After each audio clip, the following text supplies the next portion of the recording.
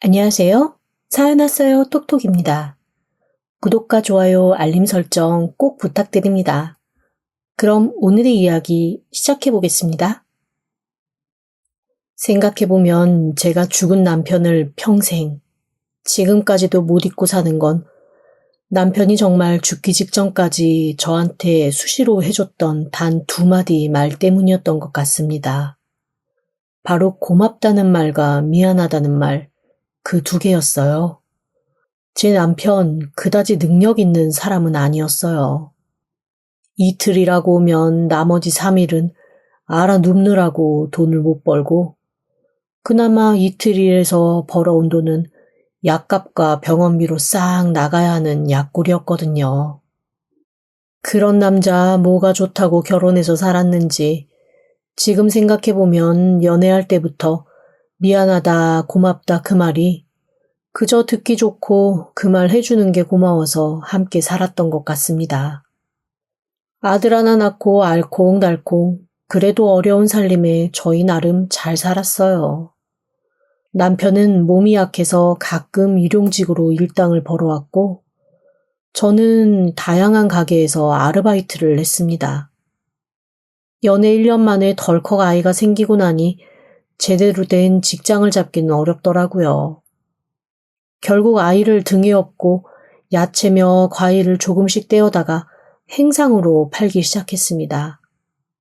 그나마 아이가 하나라 다행이라는 생각을 하며 비가 오나 눈이 오나 행상으로 조금씩 돈을 벌어 살림을 꾸려나갔죠.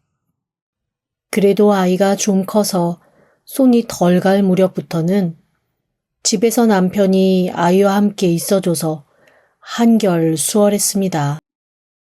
제 아들이 10살 때쯤의 일입니다. 남편이 한 3, 4일 정말 누가 봐도 나 고민 엄청 많소 하는 얼굴로 끙끙 앓더니 저한테 글쎄 이러는 겁니다. 저기 우리 살림에 애를 더 낳아서 키우는 건 많이 힘들겠지? 무슨 소리예요? 당신이랑 나랑 지금 나이가 몇인데 그리고 지금 애 하나도 제대로 키울지 말지, 아등바등하고 사는데 무슨 애를 더 낳아서 키워. 왜? 10살쯤 되니까 조금 편안해졌어요? 아니, 하나 더 낳고 싶어서 그러는 게 아니고. 아니, 그러니까 그게 남편은 말을 흐리더라고요. 제가 재차 물었죠. 이 사람이 말이 없는 사람이지 뭔가 실없는 말을 하는 사람은 아니었거든요. 계속 무슨 일이냐고 묻자 그제야 남편이 이렇게 말하는 거예요. 다른 게 아니고 나랑 같이 일하던 사람이 하나 있는데 그 사람이 딸만 남기고 얼마 전에 갔어. 어딜 가요? 하늘나라로 갔다고. 아내도 없고 그 딸이 3살이거든. 근데 뭐 아내 없이 혼자서 그렇게 애명글면 딸 키우다가 가버렸네 그려. 뺑소니 교통사고였어. 장례는 그냥 우리 같이 일하는 사람들끼리 어떻게 꾸려서 치렀는데 문제는 그 딸이지 뭐. 그래서 걔 데려다 키우자고? 아이고 말도 안 돼 진짜. 친척 있겠지. 친척 찾아요. 그 친구가 고아였다고. 친척이 어딨어. 그리고 마누라는 도망간 지 2년이 넘어서 행방을 모르고. 그래도 찾으려면 찾겠지. 기록은 있을 거 아니야. 그나저나 그러면 그 애는 지금 어디 있는데요? 공사장 밥 해준 아줌마가 다 남자들밖에 없으니까 일단 장례 치를 때까지는 자기가 봐주겠다고. 데리고 가서 돌봐줬는데 더 이상은 힘들다고 하더라고. 그렇지. 3살이면 한참 손 많이 갈 텐데. 슬슬 애 거취 정해야 되지 않냐고 채근을 해대는데 이걸 참 어떻게 해야 될지. 그래서 말인데 내가 꼭 데리고 오자 뭐 그렇게 확정해서 얘기한 건 아니고 그래도 이게 참 나랑 제일 친한 사람이고 나한테는 형제 같고 그랬던 사람이다 보니 아이고 안 돼요. 꿈도 꾸지 마라. 그렇지? 안 되지? 그래, 안 될 줄 알았어. 그런데 며칠만이라도 우리 집에서 조금 좀 돌봐주는 것도 안 될까? 그 일하는 아줌마가 이제 자기는 도저히 못한다고 다른 공사장으로 밥 해주러 가야 하는데 어떻게 데려가냐고 그래서.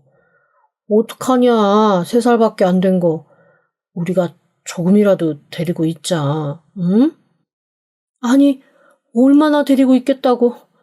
우리도 계속 데리고 있을 순 없는데.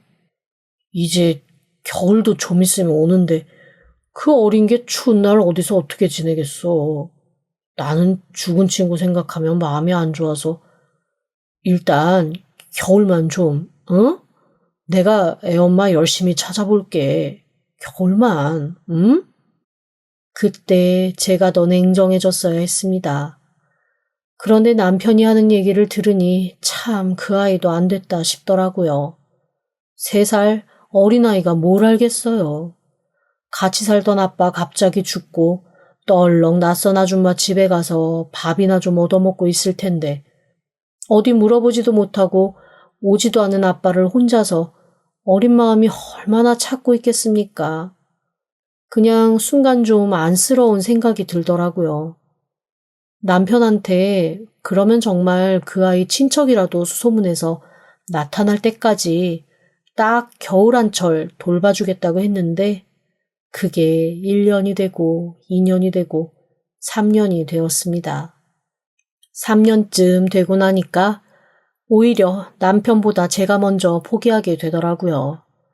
이미 남편은 딸 바보 그런 딸 바보 없을 만큼 아이한테 푹 빠졌고 아이도 애교스럽고 착해서 저희 집은 그냥 어느새 아들 하나, 아들과 7살 터울지는 딸 하나 그렇게 키우는 집처럼 살게 되었습니다. 한 번은 남편이 슬그머니 저한테 물어본 적이 있어요. 쟤 안 보낼 거지? 얘기를 듣는 순간 좀 어이가 없더라고요. 보내려고 했으면 진작 보냈지. 이때까지 키웠어? 그리고 이제 내 애야. 내 새끼를 어딜 보내? 그러자 남편이 절 꼭 안으면서 그러더라고요. 그래, 나 당신이 그럴 줄 알았어. 고마워. 정말 고마워. 근데 나 이쯤 돼서 하나 물어보고 싶은 게 있어. 당신 제 엄마 찾아보기는 했어? 한 번도 안 찾아봤지? 그럼 어차피 내 딸인데 내가 왜 제 엄마를 찾아? 당신이랑 내가 키우는데. 아이고, 이 웬수야. 내가 그럴 줄 알았다. 에이, 그래도 좋잖아. 착한 딸이 하늘에서 뚝 떨어졌는데 아들놈이 문제지. 우리 집은 딸은 문제가 안 돼. 아휴, 그래, 그건 당신 말이 맞다. 사실 저희 부부의 고민과 걱정은 딸이 아니었습니다. 아들이었어요. 저희 아들 어렸을 때는 그래도 착하고 눈치껏 공부도 좀 하고 그렇게 지내는 것 같더니 사춘기 때 좀 잘못된 친구들이랑 지내면서 이상한 물이 들었는지 정말 사고를 어마어마하게 치기 시작했습니다. 솔직히 돈으로 치는 사고면 제가 무슨 짓을 해서라도 수습을 해줬을 것 같은데 점점 친구들을 괴롭히거나 물건을 망가뜨리고 훔치는 사고를 치니 이거는 진짜 아이 잘못 키웠구나라는 한숨밖에 나오지 않았습니다.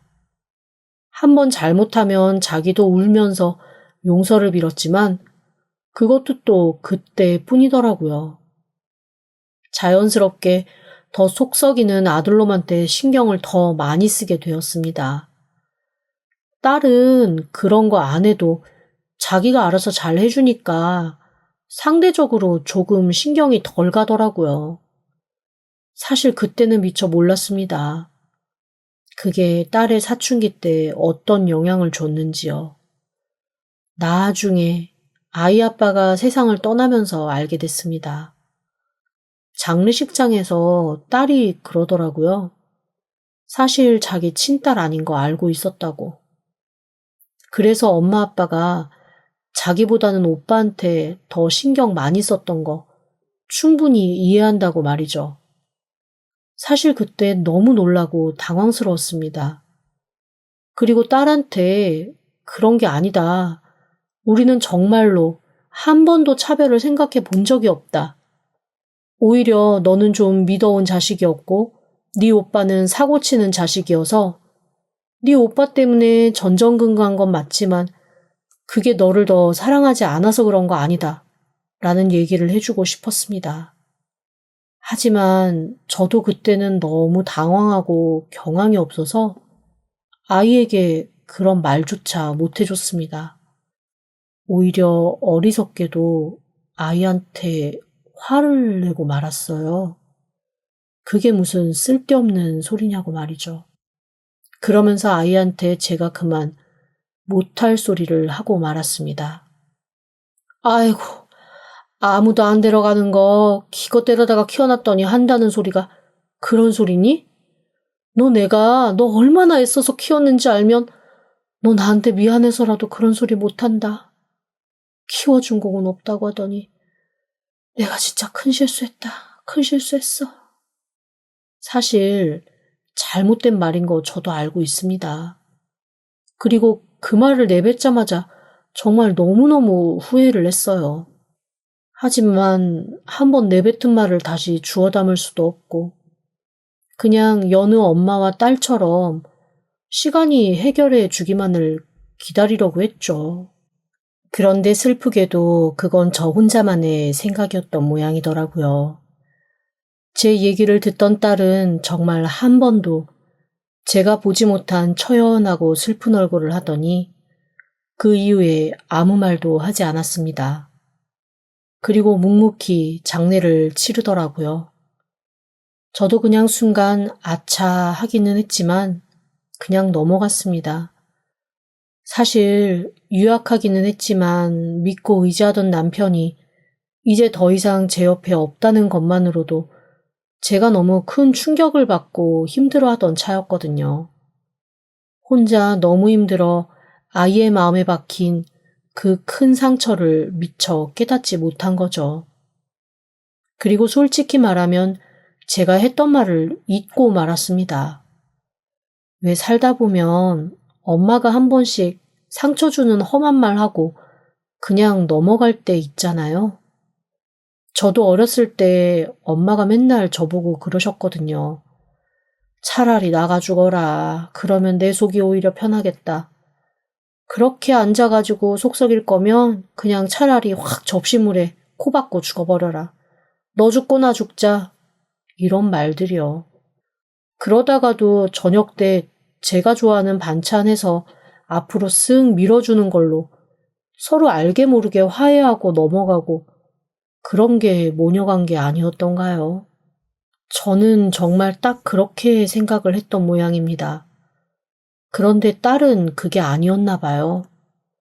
그날부터 어쩐지 저한테 조금 대면하게 굴더니 갑자기 독립을 하겠다고 하더라고요. 딱히 막을 이유도 없고 해서 그냥 그러라고 했죠. 사실 남편이 세상을 떠날 때쯤 갑자기 정신을 차린 듯한 아들 때문에 마음 한구석이 든든해서 그랬던 것일 수도 있습니다. 아들이 그동안 자기가 잘못했다고 싹싹 빌면서 이제는 정신 차리고 제대로 살겠다고 어떡하든 자리 잡아서 더 이상 저 고생 안 시키겠다고 하더라고요. 처음에는 그냥 하는 소리겠거니 저러다 말겠거니 했는데 정말 일자리도 잡아서 성실하게 일도 하고 집에 생활비도 갖다 주고 동생이 독립하겠다고 했더니 가전도 선물해 주는 게 아니겠어요? 만날 자기 오빠랑 살면서 오빠지만 남동생인 듯 애명 끌면 뒷바라지에 사고수습 같이 해준 딸. 이제라도 좀 자유롭게 자기 인생 살았으면 좋겠다는 생각도 마음 한켠에 있었습니다. 아무래도 한 집에 살지 않으면 눈에 그만큼 보이지 않으니 신경도 좀 덜 쓰겠거니 한 거죠. 그렇게 딸은 그동안 자기가 모은 돈 싹 들고 나가 독립을 하고 아들과 저만 남게 되었습니다.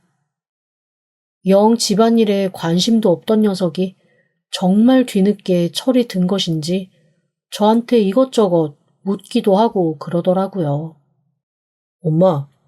엄마는 대체 행상으로 얼마나 벌길래 우리 다 키우고 아빠 병원비까지 하고 그러고 산 거야? 그게 이제야 궁금해? 10,000원 벌 때도 있고 10만 원 벌 때도 있고 그렇지 뭐. 어쨌거나 꾸준한 게 중요한 거야. 행상이라고 무시할 게 아니야. 엄마 나름 단골도 있고 단골 어르신들은 엄마한테 아예 김치며 반찬 다 맡겨서 해달라고 하시잖아. 아, 가끔 아빠랑 같이 갖다 주러 가고 그랬던 거? 네 아빠 힘없어서 한두 번밖에 못 갔고 거의 네 동생이 왔다 갔다 했지. 그렇구나. 재료비는 그러면 미리 받고? 워낙 단골이 오래되어서 아예 얼마씩 목돈 주시고 이후에 그 돈에서 조금씩 까기도 하고 그렇게 많이 하지. 그게 큰 도움 되었지 뭐. 아빠 병원비가 워낙 목돈이 많이 드니까. 그렇구나. 그러면 엄마도 막 장부 있고 그러겠네? 있지. 엄마 화장대 갈색 수첩. 거기에 다 적어놓고 하는 거지. 잊어버리면 안 되니까.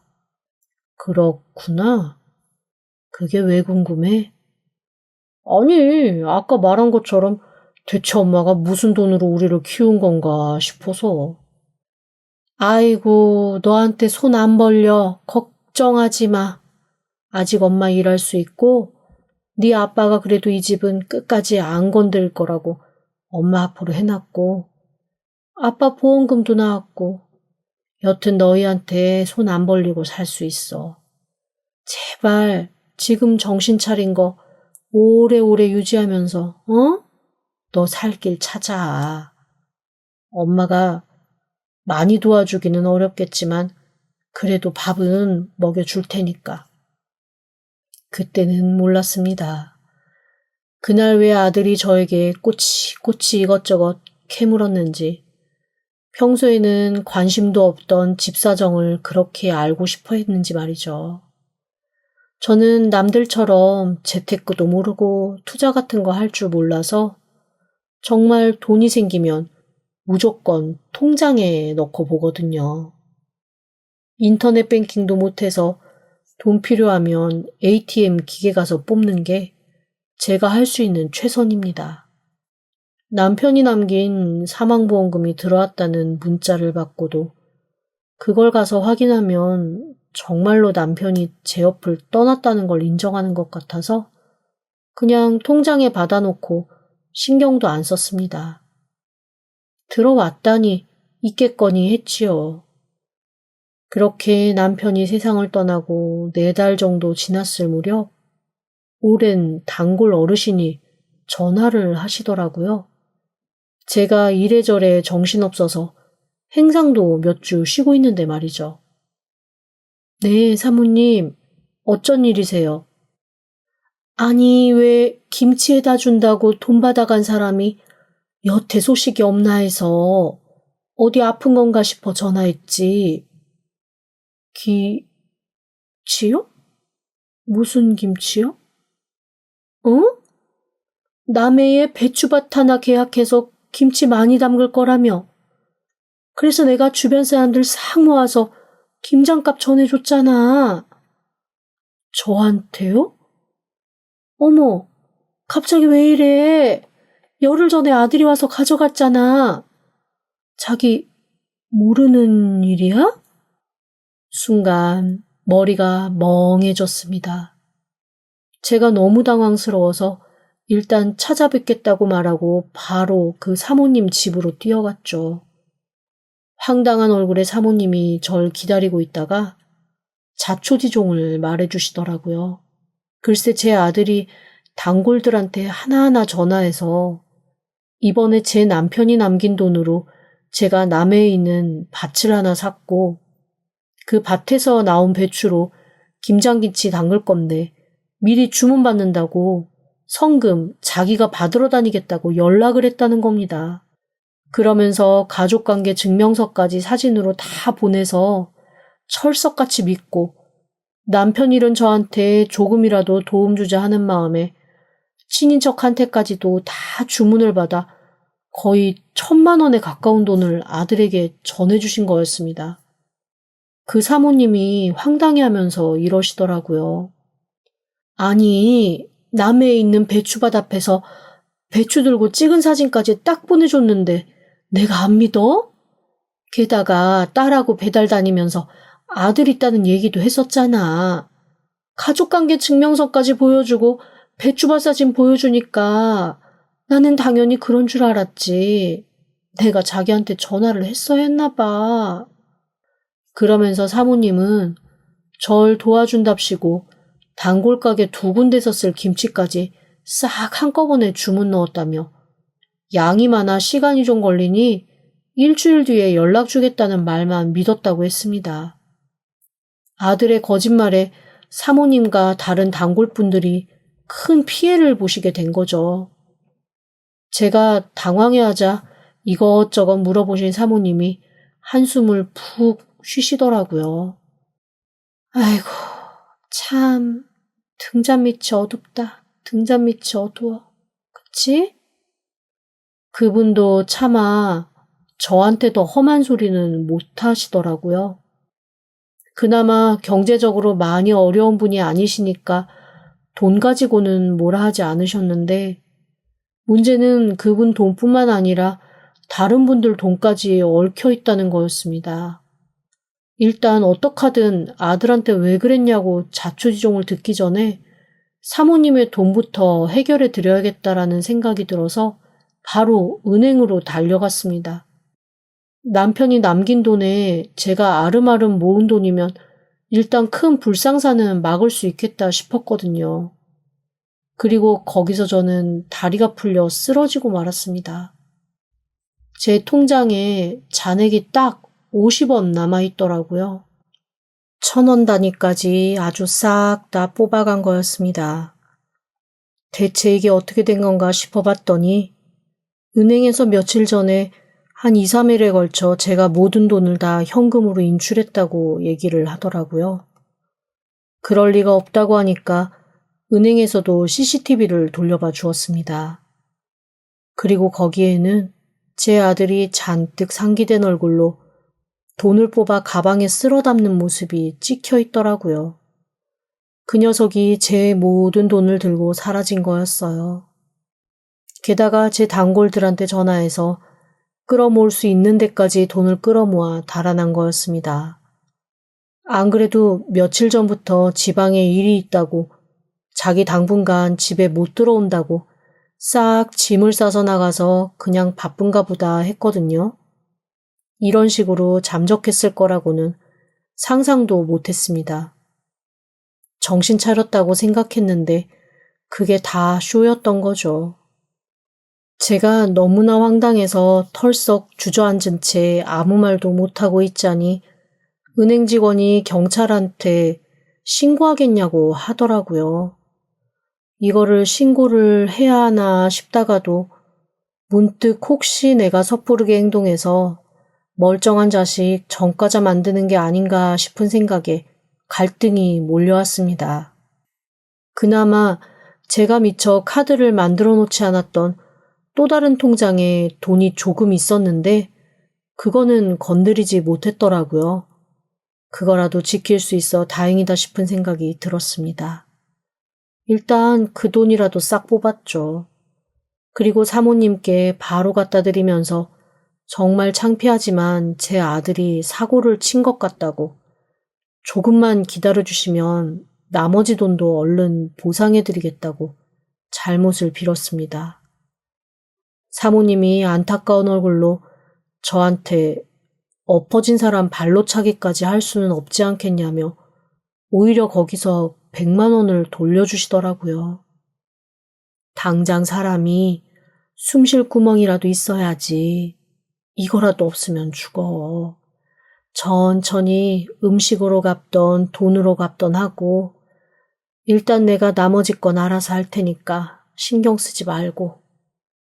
그 말씀이 너무 감사해서 눈물밖에 나오지 않더라고요. 그때부터 저는 정말 미친 사람처럼 이리 뛰고 저리 뛰고를 반복했습니다. 어떡하든 아들의 행방을 알아야 했고 돈을 벌어야 했어요. 그런데 딸한테 전화를 하고 저는 더 큰 충격에 빠지고 말았습니다. 글쎄 아들이 딸한테도 돈을 빌려갔다고 하더라고요. 아니 너는 그거를 그냥 빌려줬어? 그럼 어떡해. 그 돈 주지 않으면 한 발자국도 안 움직이겠다고. 나 일도 못 나가게 집 앞에서 버티면서 시위하듯 그러는데. 그냥 먹고 떨어져라라는 심정으로 줬어. 어디 간다는 얘기도 없었어? 없었어. 그런데 대체 무슨 일인데. 얘가 내 전 재산 들고 튀었어. 그리고 빚만 가득 남겼어. 신고했어? 신고를 어떻게 해? 어떡하든 돌아오게 해서. 엄마, 오빠를 그냥 위한다고 그게 진짜 위하는 게 아니야. 제대로 혼낼 때는 혼내야지. 너는 어떻게 그렇게 냉정할 수가 있니? 그래도 사람 만들 수 있는 데까지는 애정으로 노력을 해봐야지. 서운할지도 모르겠지만 난 그래. 너가 이랬어도 똑같이 했을 거야. 그러면서 문득 뒤늦었지만 딸에게 이참에 사과를 해야겠다는 생각이 들었습니다. 아들이 사고를 치고 달아나 행방을 모르게 되니 저도 모르게 아무리 자식이더라도 있을 때 해야 할 말을 해야겠다는 마음이 올라왔거든요. 그런데 그때 딸이 저한테 이러더라고요. 그런데 엄마는 내가 독립해서 나와서 산 지가 몇 달인데 그동안 내가 어디서 어떻게 살았는지는 안 궁금한가 봐? 아차 싶었습니다. 그게 무슨 소리야. 그냥 너는 어디서든 잘 살겠거니 하고 믿는 거지. 믿어서 그런 거야? 아니면 관심이 없어서 그런 거야? 아니 정말 너까지 왜 이러니? 네 오빠 때문에 지금 난리가 났는데 꼭 이런 식으로 엄마한테 한마디 해야겠어? 그래, 내가 너한테 잘못한 게 많다. 내가 서툴러서 뭘 제대로 못했을지는 몰라도 나 한 번도 너랑 네 오빠 차등한 적 없어. 아빠 장례식장에서는 정말 내가 제정신이 아니어서 헛소리를 했어. 미안해. 딸은 아무런 대답도 하지 않았습니다. 그리고 전화를 끊더라고요. 사실 딸한테 조금만 도와줄 수 있겠냐는 말을 하려고 전화를 했던 거였지만 전화기 밖으로 들리는 침묵과 새삼 제가 딸한테 했던 잘못들이 생각나면서 입이 떨어지지 않았습니다. 그렇게 딸과의 통화도 어색하게 마무리가 되고 말았습니다.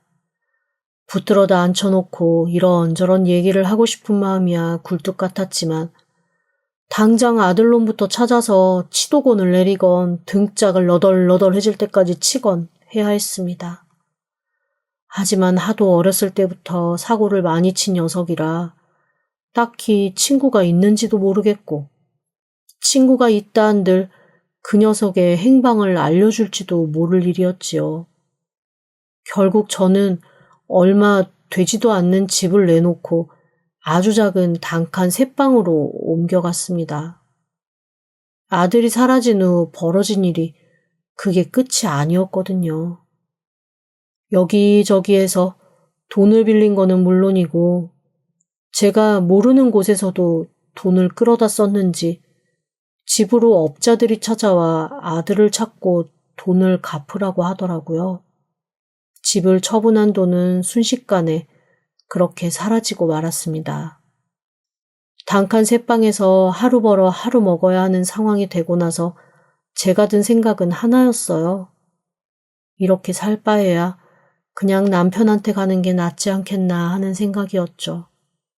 하지만 그럴 때마다 희한하게 아들놈에 대한 걱정보다 딸에 대한 미안함이 스물스물 올라와 제 발목을 잡더라고요.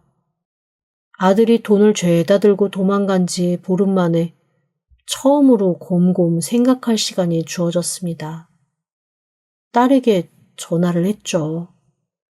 그러자 없는 번호라는 말이 나오더라고요. 다시 한번 걸어봤지만 역시나 없는 번호라는 메시지뿐이었습니다. 너무 당황해서 그제야 허둥지둥 딸에 대한 정보를 떠올리려고 했지만 저 정말 나쁜 엄마였나 봅니다. 정말 하나도 딸에 대해 아는 게 없더라고요. 그 아이에 대해 제가 마지막으로 가지고 있는 정보는 학교 졸업해서 들어간 회사뿐이었습니다. 무작정 그 회사에 전화를 해서 딸을 찾았지만 들리는 말이라고는 몇 달 전 퇴사했다는 것뿐이었습니다. 이사간 집을 기억을 더듬어 찾아가 봤지만 역시나 며칠 전에 이사 나갔다는 말뿐이더라고요. 아들은 제 돈을 들고 잠적하고 딸은 소리 소문 없이 흔적을 찾을 수가 없게 되었습니다. 저는 졸지에 남편 잃고 자식까지 모두 잃은 외톨이가 되어버렸습니다. 다 손을 놓고 싶은 마음이 간절했지만 저를 믿고 받을 돈을 밀어주신 사모님들을 생각하면 그럴 수가 없었습니다. 세상을 떠나더라도 저로 인해 피해를 주고 갈 수는 없잖아요. 악착같이 다시 살기 시작했습니다. 1,000원을 벌면 500원을 모아 빚을 갚기 시작했죠. 혼자 남은 제가 할 수 있는 건 별거 없었습니다. 그냥 매일 최선을 다해 살아남는 것뿐이었어요. 그렇게 한 달이 지나고 6달이 지났습니다. 시간의 흐름은 빨라 어느덧 그 난리통을 겪은 지 4년이 훅 지나 5년째가 되었을 때 저는 살면서 절대 받아서는 안 되는 절망적인 소식을 전해 들었습니다. 아들이 발견되었다는 소식이었어요. 얼마 전 경찰이 대대적으로 수사하며 덮친 도박판이 있었는데 그 주변에서 험한 꼴을 당한 채 숨겨져 있던 시신을 찾았고 그게 아들이었습니다. 경찰 말로는 이미 사망한 지 4년 가까이 된 것 같다고 하더라고요. 제 돈을 모두 들고 도망가자마자 험한 꼴을 당한 것 같았습니다. 사실 생각하고 싶진 않았지만 어렴풋이 짐작은 하고 있었습니다. 아들 성격에 살아있다면 돈뿐이라도 더 얻어내려고 저를 찾아왔을 테니까요. 그런데 영 연락이 없어서 뭔가 잘못되었구나 하는 체념은 하고 있었습니다. 아들의 장례를 치르는 동안에도 저는 무슨 정신이었는지 아무런 생각을 할 수가 없었습니다. 딸에게 연락을 하고 싶었지만 딸의 행방도 알 수가 없어 그저 혼자 눈물을 삼키며 장례를 치르고 집으로 돌아왔습니다. 그런데 집 앞에서 저는 제 눈을 의심하며 우뚝 서버리고 말았습니다. 딸이 서 있더라고요. 너무나도 달라진 모습으로 어딘지 모르게 부티가 흐르는 모습으로 나타난 딸을 보고 처음에는 못 알아봐 어리둥절할 정도였습니다. 5년 만에 나타난 딸은 저를 보자마자 그 자리에 주저앉아 펑펑 울기 시작했습니다. 그리고 정말 믿지 못할 소리를 하더라고요. 5년 전 딸을 찾아갔던 아들은 단순히 돈만 가져간 게 아니었습니다. 딸에게 친모를 알고 있다며 그 친모가 엄청난 부자한테 시집을 가서 떵떵거리고 살고 있으니 가서 딸이라고 밝히고 돈 받아오라고 했다네요. 자기 눈에서 벗어나면 끝까지 쫓아가서 괴롭히는 건 물론이고 저도 가만두지 않겠다고 했대요. 그래서 딸은 일단 자기 오빠한테서 저를 보호하려고 집 구했던 돈 싹 빼서 전해주고 잠적했던 거였습니다. 돈줄이 될 만한 자기가 없으면 더 이상 괴롭히지도 않을 거라고 생각한 거죠. 긴 시간 동안 숨어 지내던 중 오빠가 실종되었다는 소식을 몇 년 전에 들었어. 그것도 날 수소문해서 찾아온 내 친모라는 사람한테. 아마 내가 사라지니 오빠가 그 사람을 찾아가서 돈을 요구했었나 봐. 날 만나게 해주면 돈 주겠다고 했는데 몇 달이 지나도 안 나타나더래. 그러면 너 친모를 만난 거야? 생물학적 엄마를 만난 거지. 여튼 그 사람이 자기 지금 남편에게 내 존재를 알리지 말아달라고 돈으로 보상하겠다고 하더라. 그래서 부를 만큼 불렀더니 정말 해주더라고. 너 진짜로 돈을 받았다고? 나 이 돈으로 진짜 엄마랑 행복하게 알콩달콩 살아보려고. 엄마, 그때 엄마가 나한테 사과한 거 기억나? 나 사실 그 사과 듣고 모든 오해, 마음 아팠던 거 다 잊었어. 그런데 내가 있는 한 오빠 때문에 엄마가 편할 것 같지 않아서 피해 있었던 거야. 엄마 돌아가실까봐 내가 얼마나 마음 졸였는 줄 알아?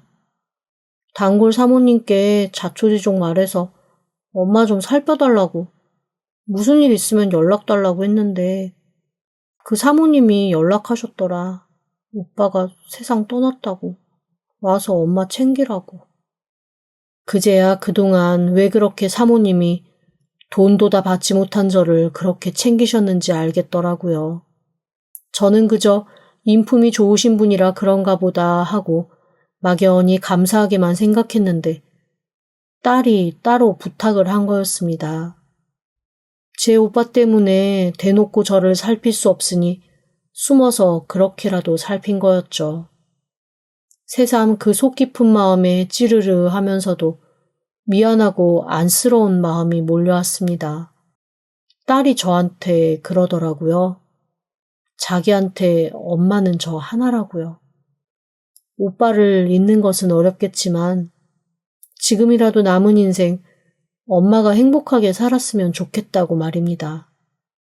마음으로 낳은 제 딸이 이렇게 제게 위로가 되어줄 줄은 몰랐습니다. 그 옛날 남편이 제 눈치 봐가며 데려오자 했던 게 다 오늘을 위해서였나 봐요.